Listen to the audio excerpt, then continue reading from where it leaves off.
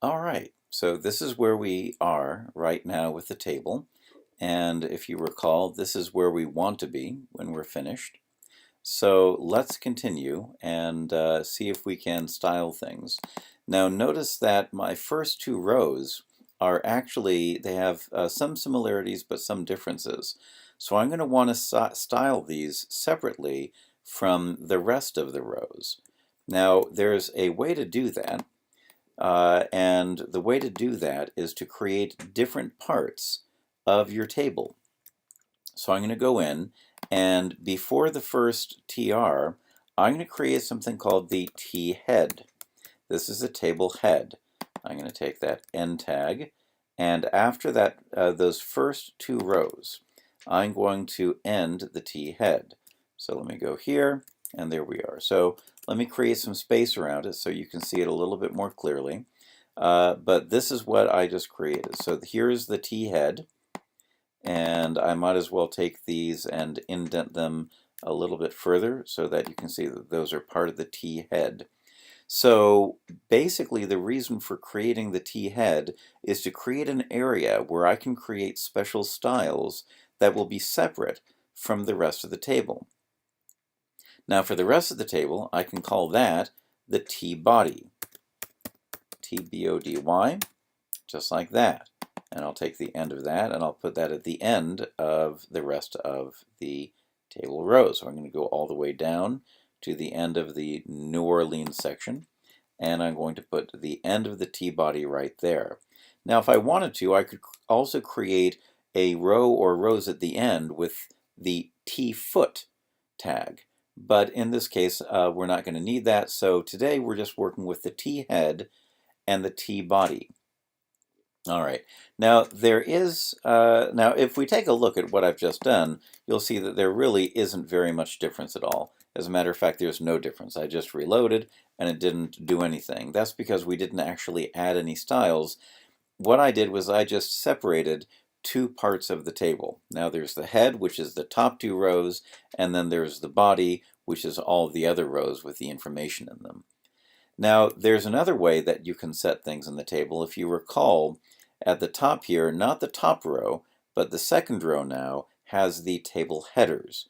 So if I go into the style area of the of this page, I can create a th uh, uh, selector, and then I can add whatever I want to the th. For example, I can put in some padding because, quite frankly, I think that it needs room at the top and the bottom. So I'm going to put padding of 5 pixels.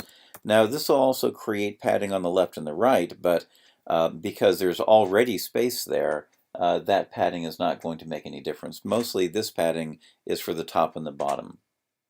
If I wanted to be extra careful, I could say 5px and 0px. That would specify 5 pixels at the top and the bottom and 0 pixels on the left and the right. But just to keep things short, I'm just going to make it 5 pixels on all sides.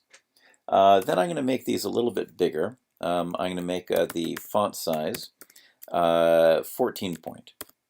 And so these will be a little bit bigger than the rest of the table. So let's see what happens when I reload this. And you can see that basically it's created a little space above and below, and now we have slightly bigger text. All right, so that's one thing that you can do. Another thing that you can do is that, let's see, we can go into just the T head, just like that.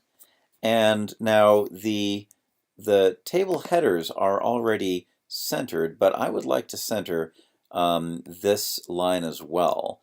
So since it won't hurt to do centering for the table headers, but I want to get that top call span centered as well, I'll just say thead, and I'll say text align and center.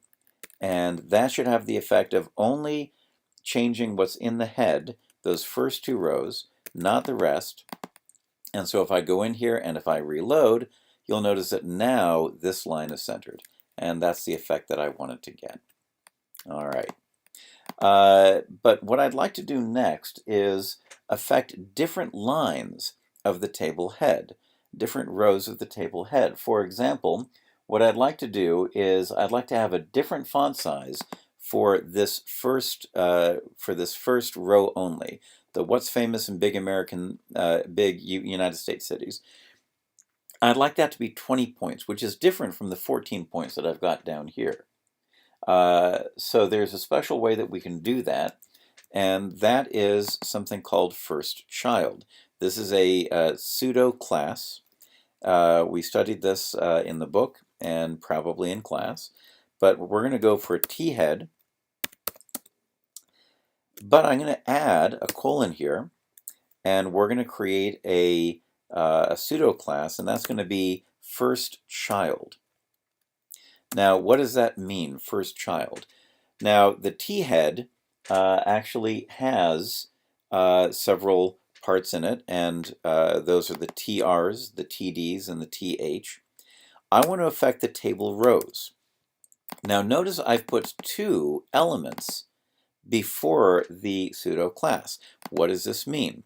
When you have 2 elements and there's a space, that means that this selector, this rule, is going to affect the TRs which are in the thead. So the table rows which are in the table head will be affected by this. But not only that, but because we're doing first child, only the first child of the thead will be affected. Now the thead, let's take a look here, has 2 children, or at least 2 immediate children. Let me get back up here. So here's the thead, and the immediate children are this TR and this TR. So when I say thead TR first child, what that's going to do is that's going to affect only the first child of the thead, and that would be only the first TR. So basically by saying thead TR first child, I'm only affecting the first row in the thead. So if I now make this font size 20 points, that will only affect that first row at the very top. And let's see what happens when I reload. And there we go. You can see that this has now become 20 point. This remains 14 point. That didn't change. So that's what first child can do for you. Now there is another one called first of type. And in this context, within a table, there's really almost no difference between first of type and first child.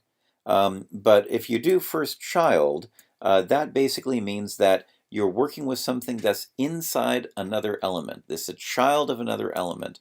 Whereas with first of type, it doesn't have to be the child of anything. It can just be by itself in the body. But in this case, we're just using first child, I guess because it's easier to type. So that's the first child.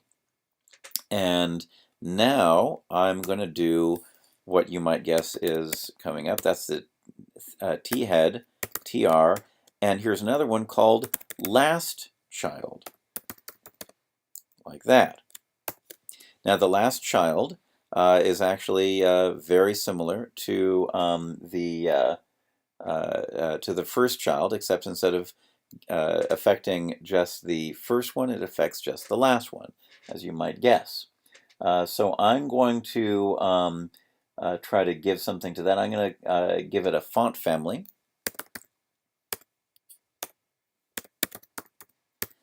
And I'm going to choose Cinzel, which is one of the fonts that I chose. And that is going to be a serif font. There we go, just like that. So now let's see how that affects things. So I'm going to reload, and now we've got that.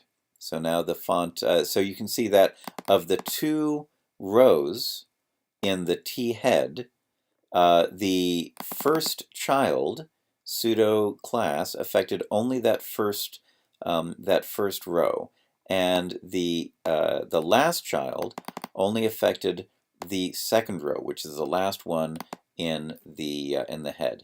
Now you'll notice that we've got a little problem here. You notice that the city name here kind of got doubled up, and some of the lines here, like Washington D.C., I guess that's the only one, kind of got squeezed a little bit.